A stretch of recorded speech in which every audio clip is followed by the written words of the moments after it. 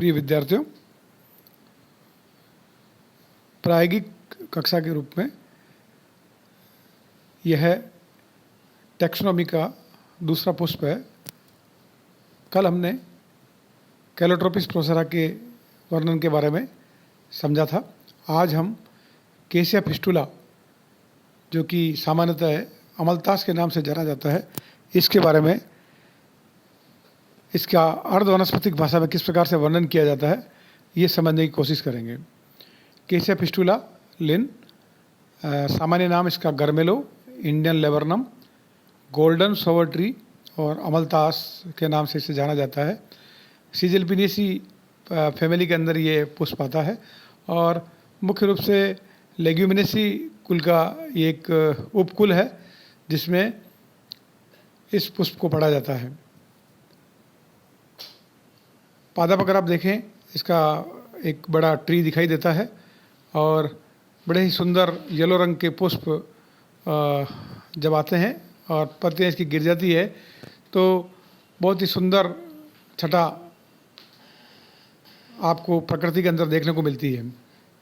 इसका पुष्प, जो कि चित्र में दिखाया गया है, किस प्रकार से सुंदरता लिए हुए होता है, और इसमें आप कैलिक्स, करोला, एंड्रोसियम, गाइनोसियम बहुत ही क्लियरली इसके अंदर आप पुष्प में देख सकते हैं।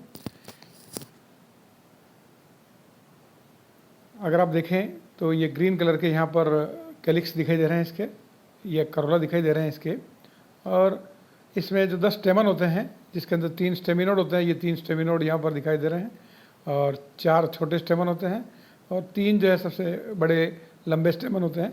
तो ये स्टेमन्स किस प्रकार से दिखाई दे रहे हैं इसके अंदर, और सेंटर के अंदर इसमें एक ओवरी दिखाई देती है जो कि एक हंसियाकार रूप में दिखाई देती है।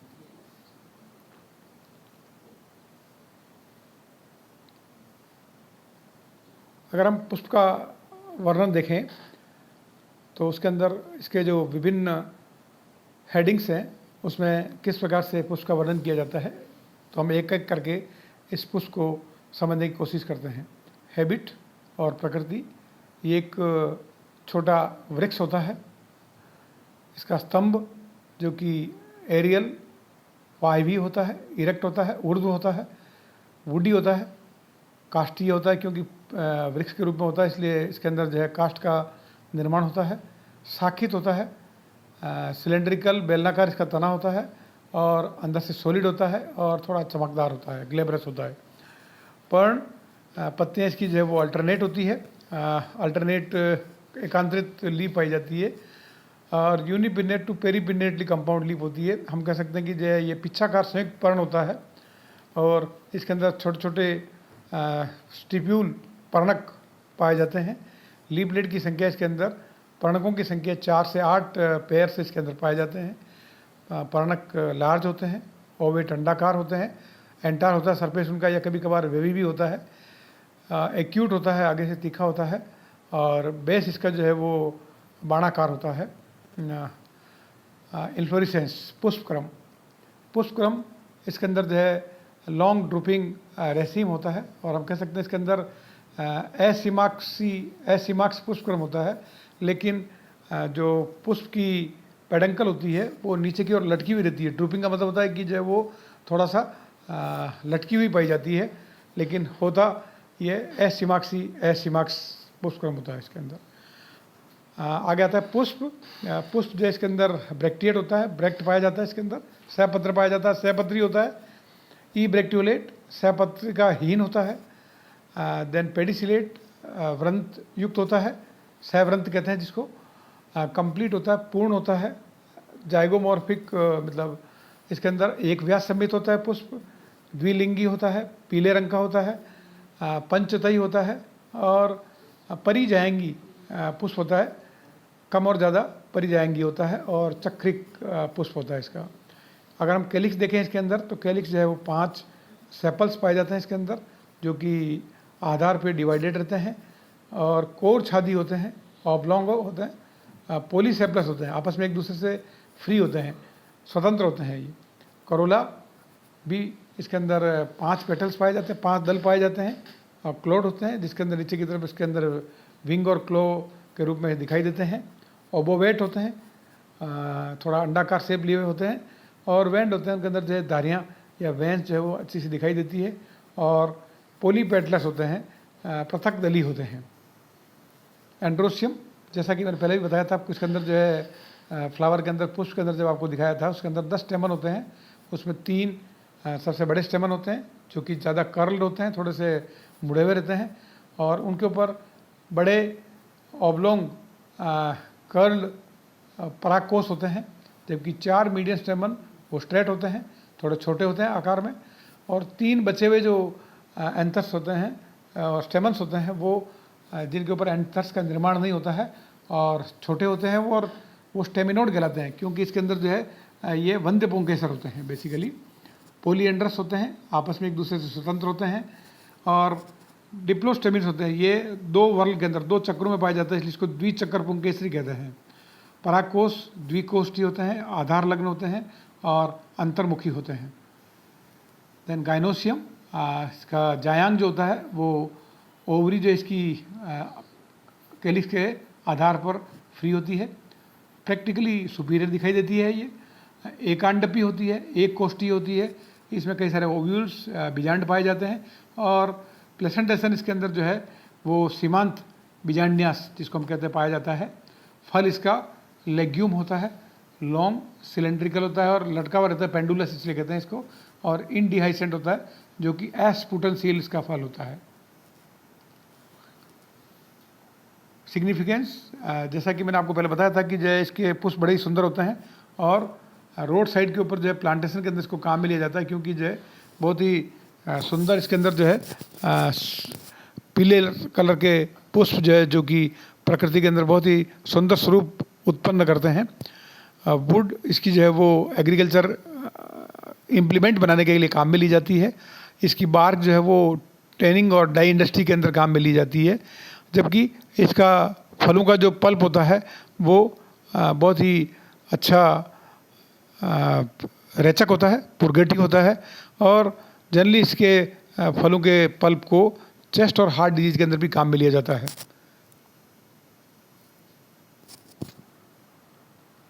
पुष्प चित्र हम देखें अगर इसके अंदर, तो जैसा कि मैंने आपको बताया था, इसके अंदर ये स्टेमन है और ऊपर की तरफ इसमें एंथर लगा हुआ है, और ये इसकी गाइनोसियम जिसके अंदर इसकी ओवरी है, यहाँ से आकार इसकी ओवरी होती है, और ऊपर की तरफ स्टिग्मा होता है और स्टाइल थोड़ा छोटा होता है।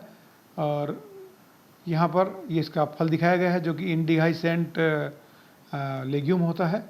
ओवरी का सेक्शन अगर हम काटेंगे तो उसके अंदर केवल एक ही कार्पल होता है, और अंदर की तरफ एक ओव्यूल जो है वो मार्जिन प्लेसेंटेशन पर लगा हुआ है। ये प्लेसेंटेशन होता है इसका, जिसको मार्जिनल प्लेसेंटेशन कहते हैं।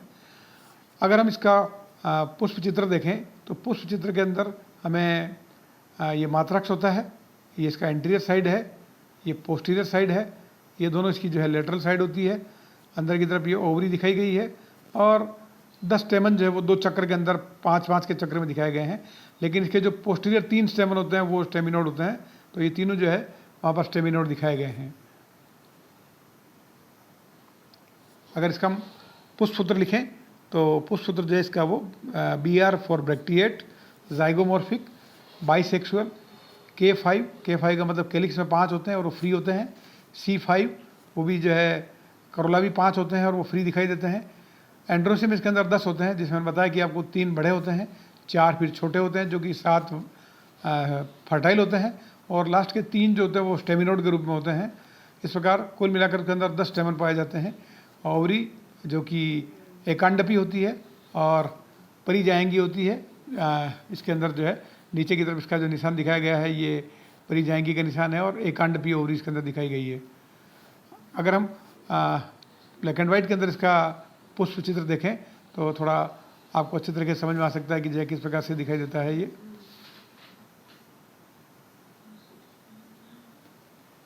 इसकी यहाँ पर ओवरी दिखाई गई है, एकांडपी ओवरी होती है, इसके अंदर किस प्रकार से एक ओव्यूल दिखाया गया है।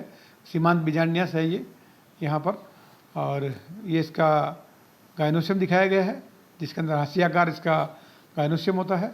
ये इसका एंथर दिखाया गया है। किस प्रकार से ये पेंडुलस रेसीम यहाँ पर इसके डायग्राम में दिखाया गया है। मैंने बताया था आपको कि जो इसके अंदर एसिमाक्स पुष्पक्रम होता है, लेकिन थोड़ा लटका हुआ होता है, नीचे की तरफ आपको लटका हुआ दिखाई दे रहा है ये पुष्पक्रम।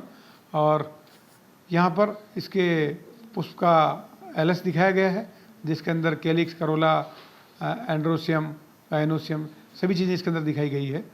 अगर हम इसका पुष्प चित्र देखें तो ये इसका मात्रक्स कहलाता है, ये इसकी पोस्टीरियर साइड है, ये एंटीरियर साइड है, और ये इसकी लेटरल साइड कहलाती है। नीचे की तरफ यहाँ पर ये ब्रैक्ट दिखाया गया है। कैलिक्स के अंदर 5 हैं, आपस में फ्री हैं, और आप देखेंगे इसके अंदर जो है वो इम्ब्रिकेट दिखाई देता है। एक पूरा अंदर होता है, ये पूरा अंदर दिखाई देता है, और एक पूरा बाहर होता है, ये नीचे वाला बाहर दिखाई दे रहा है, और 3 इसके अंदर जो है वो अंदर बाहर होते हैं, 1, 2 और 3। तो कोर छादी प्रकार का इसके अंदर विन्यास पाया जाता है। इसी प्रकार का इसके करोला भी होते हैं। नीचे की तरफ अंदर तरफ आप करोला देख रहे हैं, तो करोला भी इसके अंदर जो है आरोही कोर छादी विन्यास, दल विन्यास पाया जाता है, आपस में फ्री होते हैं ये।